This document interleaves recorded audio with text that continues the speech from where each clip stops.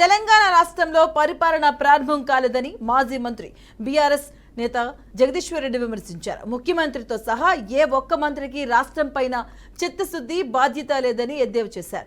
జల్సాల కోసం మంత్రులు పర్యటనలు చేస్తున్నారని ఎద్దేవా చేశారు. హామీలు నెరవేర్చలేక సబ్ కమిటీల పేరుతో కాలయాపన చేస్తున్నారంటూ ఎద్దేవా చేశారు. ఇక తెలంగాణకి జీవనధార ఎప్పటికైనా కాళేశ్వరమేనని, అందుకే కేసీఆర్ ఆ ప్రాజెక్టును కట్టారని స్పష్టం చేశారు.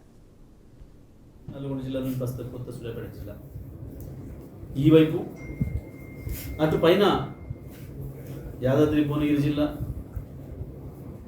పాదం మెదక్ జిల్లాలో ప్రస్తుతం సిద్దిపేట జిల్లా కావచ్చు, మెదక్ జిల్లా కావచ్చు, ఇంకా ఆ పైకి కూడా నీళ్ళు తీసుకుపోయే అవకాశం ఉంది. సింగూరు నిజాం సాగర్లకు కూడా, ఎందుకంటే పైనుంచి ఏమాత్రం ఆశాజనకంగా లేదు. గోదావరిలో సింగూరు నిజాం సాగర్ ప్రాజెక్టుకు వరద వచ్చే అవకాశం కనబడతలేదు. ఎస్ఆర్ఎస్పీనే సగమే నిండుంది ఇప్పటికి. ఈ పరిస్థితులలో వాస్తవానికి లక్షల క్యూసెక్ల నీళ్లు గోదావరి గుర్తుంటే వాటిని ఎత్తి తీసుకొచ్చి మిడ్మానేర్లో పోస్తే, మిడ్మానేర్ నుంచి ఒకవైపు మలన